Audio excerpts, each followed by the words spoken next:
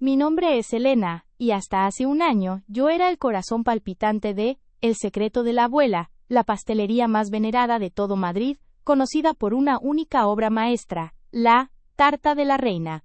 Era más que un postre, era un legado, un juramento de familia. Mi madre, antes de irse, me miró a los ojos, con esa intensidad que solo tienen las que saben que se despiden, y me dijo: La receta es tuya, Elena. No está escrita, está en tus manos.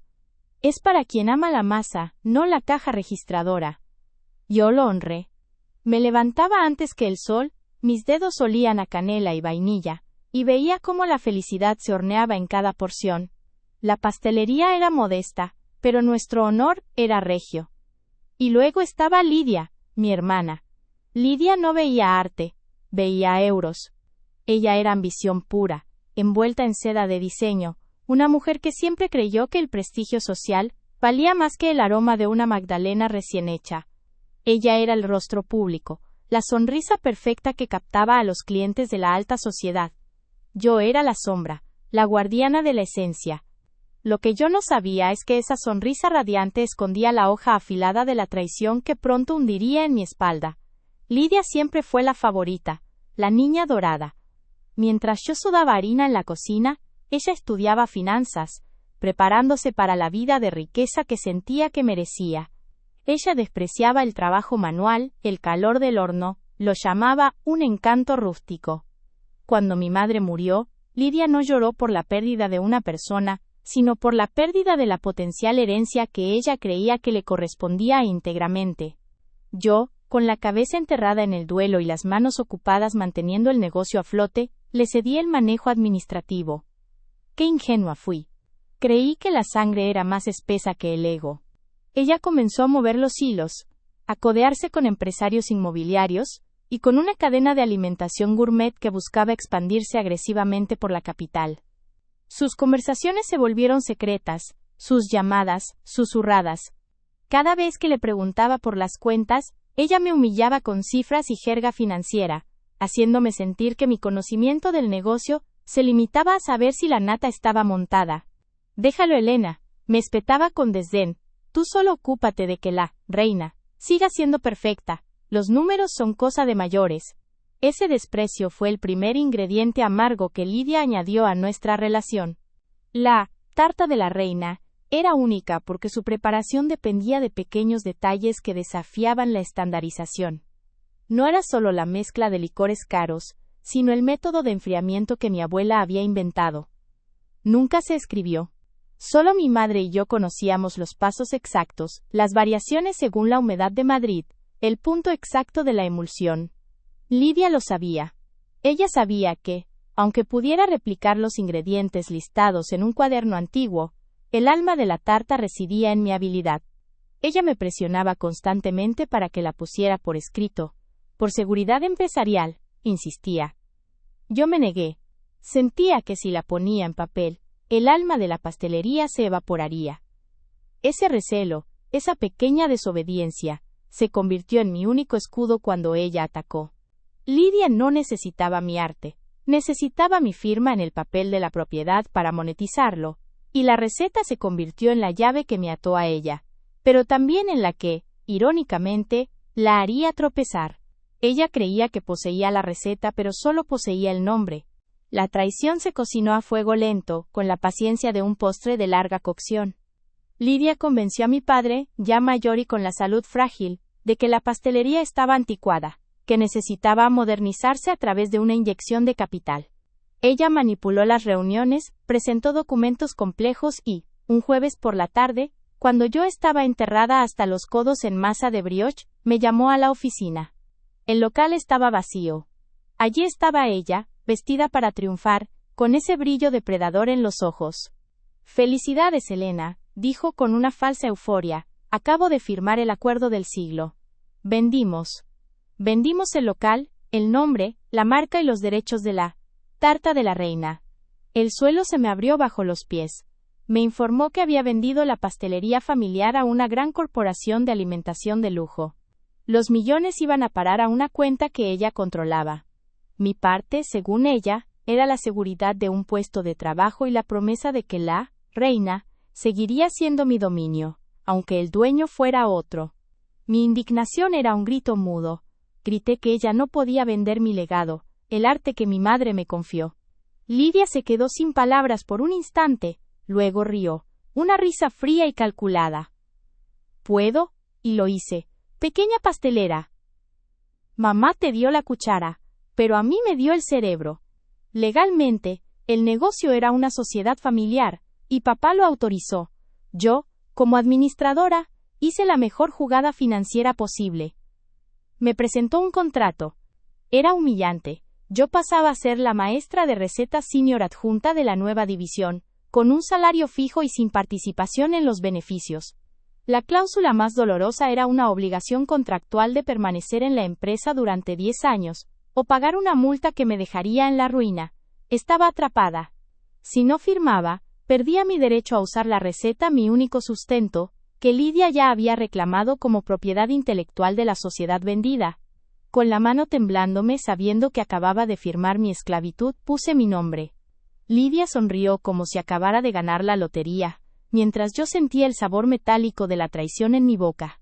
La presentación oficial de la venta fue en un evento fastuoso en el centro de Madrid. Lidia, radiante en un vestido que valía más que mis ahorros de una década, se proyectó ante la prensa como la visionaria que había sabido transformar un negocio artesanal polvoriento en un imperio moderno. Subió al estrado, se llevó el aplauso de los inversores y luego, con ese tono condescendiente que tanto odiaba, me llamó al escenario. Y aquí está mi hermana Elena. Ella es muy buena con las manos, muy talentosa, pero sinceramente no tiene visión empresarial. Por eso, me alegra que ahora pueda concentrarse en lo que mejor sabe hacer. Ser la humilde ayudante que garantiza la calidad, mientras yo me ocupo de los millones. La sala se quedó en silencio por un segundo, y luego hubo risas educadas. Me sentí completamente desnuda, expuesta como una curiosidad, una reliquia pasada de moda. Lidia me había humillado públicamente, consolidando mi nuevo estatus. La pastelera sin voz, la sirvienta de mi propia creación. Mi nueva vida era un tormento diario. La pastelería fue demolida para dar paso a una boutique corporativa aséptica y brillante, que parecía un quirófano. Yo trabajaba en un laboratorio industrial, ya no en mi cocina. Lidia, ahora CEO de la división D, El secreto de la reina, se instaló en una mansión en La Moraleja y me obligó a vivir en un pequeño apartamento que me alquiló cerca de las instalaciones, asegurándose de que estuviera siempre disponible para sus antojos. Cada mañana, llegaba al trabajo y la veía, con su traje impecable, dándome órdenes con un gesto de la mano, como si yo fuera una máquina de amasar. Me trataba como un objeto, un ingrediente más. Ella organizaba cenas sociales donde exhibía el lujo y el estatus que la venta le había proporcionado, y yo era la encargada de hornear la tarta de la reina para sus invitados, sabiendo que ella tomaba el crédito y la adulación. El ingrediente secreto que yo cocinaba ahora era la rabia. El desprecio no se limitaba a la oficina. Lidia se aseguraba de que todos en la comunidad supieran mi nueva posición. Una tarde coincidimos en el mercado de Chamberí. Una antigua clienta, doña Carmen, se acercó a mí con calidez. Elena querida, ¿cómo estás? He oído que la pastelería creció mucho. Antes de que pudiera contestar, Lidia se interpuso, radiante. Sí, doña Carmen, yo la hice crecer. Elena es maravillosa, pero ya sabes, necesita una mano firme que la guíe. Ahora es mi asistente estrella. Hace el trabajo duro mientras yo me ocupo de la estrategia. Lidia me miró con una sonrisa petulante y me tendió su bolso, un gesto imperativo. Ayúdame con esto, Elena, que me pesan las compras. Mi garganta se cerró por la ira. Me obligó a llevar su bolsa de compras frente a la clienta que me había visto crecer, cimentando mi papel de subordinada frente a la sociedad madrileña. En ese momento juré que Lidia pagaría, no con dinero, sino con la vergüenza pública que tanto amaba imponer. Lidia se había vendido a sí misma y a sus inversores como la única dueña de la tarta de la reina. Ella creía tener la receta original, la que estaba escrita a medias en el viejo cuaderno. Pero yo sabía algo que ella ignoraba. Mi madre, en su lecho, me reveló que el verdadero secreto de la tarta no estaba en la lista de ingredientes, sino en una técnica de fermentación que solo funcionaba con una variedad específica de levadura. cultivada artesanalmente por un proveedor en Galicia. Ella nunca lo apuntó, temiendo que cayera en manos equivocadas. Lidia, confiada en su replicación industrial, había sustituido esa levadura por una versión comercial más barata para maximizar beneficios. La tarta de Lidia era buena, sí, pero le faltaba ese matiz inconfundible, esa textura etérea que solo mi versión poseía. Yo, en mi papel de asistente, preparaba la versión corporativa, la falsa, para la producción masiva. Pero en secreto, guardaba el contacto del proveedor gallego y la técnica ancestral. La humillación constante me había vuelto fría, calculadora. Ya no era la ingenua pastelera que solo veía azúcar y mantequilla. Me convertí en una estratega. La clave para mi venganza era utilizar el único recurso que Lidia no podía robar, mi reputación impecable y su soberbia ciega. Ella me había obligado a permanecer en la empresa pensando que me tenía encadenada, pero esa cadena se convirtió en mi acceso total a sus finanzas, sus correos y, crucialmente, al calendario de sus eventos de alto perfil. Comencé a recopilar pruebas. Grabé las interacciones diarias donde me deshumanizaba. Fotografié los contratos que demostraban cómo había inflado los costos de operación para justificar la venta rápida. Trabajaba de día en su cocina, y de noche, en mi pequeño apartamento, preparaba los documentos que la harían caer. Si me obligó a ser su sombra, me aseguraría de que mi sombra fuera la que la cubriera de oscuridad. La búsqueda del detonante perfecto me llevó de vuelta al pasado. Recordé que mi madre, en vida, no confiaba del todo en Lidia. Empecé a indagar en los viejos papeles de la pastelería. Encontré un cajón oculto bajo el suelo de la antigua oficina, ahora un trastero corporativo que yo, como ayudante, tenía acceso para limpiar. Dentro, había una carta y un suplemento al testamento de mi madre, escrito poco antes de morir. Mis manos temblaron al leerlo. Mi madre había previsto la ambición de Lidia.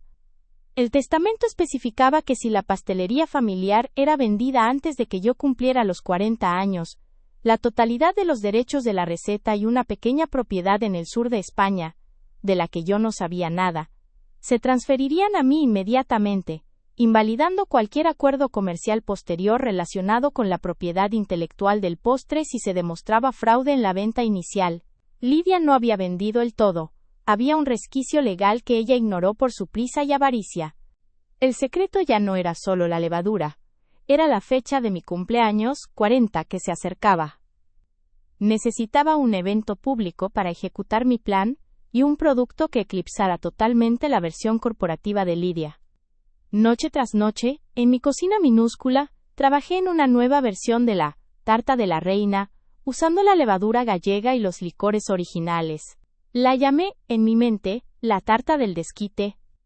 Era idéntica a la original en apariencia, pero su sabor era tan superior, que la gente que la probara se daría cuenta instantáneamente de que la versión de Lidia era una burda falsificación. Esta tarta sería la prueba sensorial que desenmascararía el fraude. La perfección era mi arma, y la degustación, el escenario. Necesitaba que Lidia, con su ego inflado, organizara la fiesta más grande posible para asegurar que la humillación fuera masiva e irreparable. La suerte, o el destino, estaba de mi lado. Lidia anunció la gala de aniversario del primer año de éxito del Secreto de la Reina. Sería en el Palacio de Santoña, el lugar más opulento de Madrid, con todos los inversores, la prensa y la alta sociedad que Lidia tanto anhelaba impresionar. El punto culminante de la noche sería el corte de la tarta de la reina, de 5 pisos, elaborada por la genialidad de Lidia, y horneada por mí, por supuesto. Lidia me encargó personalmente la supervisión de la tarta gigante, sin saber que me estaba dando acceso total, para sustituir la parte crucial del postre. Yo le sonreí y acepté, con una servil obediencia que la tranquilizó. Ella creía que yo era demasiado estúpida para rebelarme, se sentía invencible. Yo, en secreto, preparaba el veneno dulce de su caída. Todo estaba listo. Los documentos del testamento, el video de Lidia presumiendo de su fraude financiero a un socio, grabado con un teléfono escondido en mi delantal, y, lo más importante, la tarta del desquite, que horneé en mi tiempo libre. Mi cumpleaños 40 era el día después de la gala. La transferencia de los derechos, gracias al suplemento del testamento, se activaría justo a tiempo para mi revelación. Lidia había invitado a la flor y nata de España, a los hombres y mujeres que valoraban la reputación por encima de todo. Yo solo era la ayudante, la encargada de la logística de la cocina. Mientras veía a Lidia ensayar su discurso triunfal, solo podía pensar en la frase de mi madre. Ella creyó que el sabor de la traición era dulce, pero yo, la verdadera pastelera, haré que se atragante con la receta secreta de mi venganza. La noche de la gala se acercaba. El silencio en mi corazón era total, esperando el momento de la justicia. Ella pagará. La gala de aniversario era un despliegue de terciopelo, oro y la arrogancia de Lidia. Subió al estrado, vestida de seda color rubí, e hipócritamente me dio las gracias por mi humilde colaboración en este primer año de éxito. Me humilló frente a los más poderosos inversores de Madrid, creyendo que su reinado era eterno. Pero yo sonreía. Era la sonrisa tranquila de quien sostiene la dinamita. Ahora, el momento que todos esperábamos, anunció Lidia, con un gesto hacia la nueva y costosa versión de la tarta de la reina, servida en porcelana fina. El sabor de la ambición, damas y caballeros. Pruébenla, y entenderán por qué he triunfado donde otros fracasan. Los camareros empezaron a repartir las porciones, pero yo no me moví. Cuando Lidia bajaba del estrado me interpuse, sosteniendo la tarta del desquite, que había horneado en secreto. Disculpe, hermana, dije con voz clara, atrayendo la atención de toda la prensa. Creo que esta noche la auténtica tarta de la reina merece una degustación especial, ¿no creen? Los murmullos estallaron. Lidia palideció, pero su orgullo la obligó a sonreír con desdén. Cielo, ¿estás intentando presentar tu pastel casero? Es patético. El silencio se hizo total cuando subí mi tarta a la mesa central. Era idéntica a la que mi abuela hacía, simple, sin la ostentación de Lidia, pero poseía un aroma inconfundible. No es casero, Lidia, dije. Es la receta original, la que robaste. Y para ti, he añadido un ingrediente especial, la verdad. Lidia intentó arrebatar la tarta, gritando que no me permitieran arruinar su evento, pero yo fui más rápida. Tomé un pequeño trozo y lo proyecté con la intensidad de un foco en el rostro de mi hermana. Pruébala, hermana. Es la tarta de la traición. La obligué, con la mirada, a probarla. En cuanto el sabor amargo de la canela vieja y la nuez moscada, mi sutil modificación para simbolizar el engaño, tocó su lengua, se atragantó. Su expresión de asco no pasó desapercibida. Los inversores empezaron a susurrar. ¿Qué significa esto?, exigió uno de ellos. Lidia se recompuso y me empujó, pero era demasiado tarde. El vídeo que había grabado en secreto, escondido en el delantal, estaba listo para ser proyectado. Significa que esta mujer construyó su imperio sobre mentiras y fraude. Declaré, y en ese instante, las luces se atenuaron y proyecté en la pared principal del Palacio de Santoña, justo encima de donde Lidia se había jactado de su éxito, el video de su confesión. Se la veía hablando con su socio, un par de meses antes, riéndose. Vendí la pastelería familiar por una miseria, le quité la receta a mi hermana y luego inflé los libros de contabilidad. Los inversores son tan estúpidos. La voz de Lidia resonó amplificada, llena de desprecio y cálculo financiero. La gente jadeó con acento agudo. Ella se quedó sin palabras, paralizada por el terror, viendo cómo su propia imagen la traicionaba en HD frente a la élite de Madrid. El caos era palpable. Los inversores se levantaban de sus asientos, el murmullo se convirtió en un rugido de indignación. Lidia balbuceaba excusas incomprensibles, señalándome y gritando que todo era un montaje. Pero el video era demasiado claro. Era la prueba irrefutable de su manipulación financiera. Los agentes de seguridad ya se acercaban a la tarima, pero yo aún no había terminado. Tenía que darle el golpe final que le arrebataría no solo la libertad, sino su orgullo.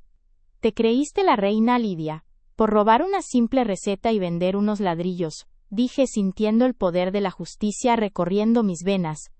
Saqué los documentos que había preparado durante meses, el verdadero testamento de nuestra abuela. Lo que no sabías es que la tarta de la reina no era el edificio ni el nombre. Era la propiedad intelectual. La abuela, previendo tu ambición, estableció una cláusula secreta. La propiedad del negocio y sobre todo la receta madre no podía ser vendida sin la aprobación del heredero principal de la tradición pastelera. Hice una pausa dramática. Y ese heredero siempre fui yo. Tú solo vendiste una fachada. La venta de El secreto de la reina es legalmente nula, y todos los beneficios obtenidos durante este año son, en esencia, producto de un fraude contra la herencia legítima. Lidia gritó de desesperación, un chillido agudo que resonó en el palacio. Su imperio se desmoronó sobre ella. Lidia cayó de rodillas, con las lágrimas y el rímel corriendo por su rostro. Estaba derrotada, destruida y expuesta públicamente. La policía, alertada por el escándalo y las pruebas de fraude proyectadas, se la llevó esposada ante los flashes de la prensa, que captaban cada instante de su humillación. Ella se resistía, gritando mi nombre, prometiendo venganza, pero su voz ya era solo un eco patético. Yo me quedé allí, bajo el foco de atención, con los documentos en la mano, y la tarta del desquite sobre la mesa. La pastelería era legalmente mía otra vez. No se trataba de los millones que Lidia había acumulado temporalmente, se trataba de la justicia, del honor de nuestra abuela, y de la receta que ella creyó poder pisotear. Me dirigí a los inversores que ahora me miraban con respeto, entendiendo la magnitud de la traición y la autenticidad de mi lucha. Ella pensó que el sabor de la traición era dulce, que podía pisotear nuestra sangre por ambición, declaré. Pero le aseguro Madrid que se atragantó con la receta secreta de mi venganza. Con la cabeza alta, y sintiéndome por primera vez en años como la verdadera heredera de la tradición, abandoné el palacio de Santoña. Había sido humillada como una simple ayudante, pero ahora regresaba para reclamar lo que era mío, no solo la pastelería, sino mi dignidad. Mi hermana pagó el precio de su ambición. Y yo, la verdadera pastelera, restauraré la tarta de la reina a su gloria original. He vuelto. Y esta vez, la receta es solo mía,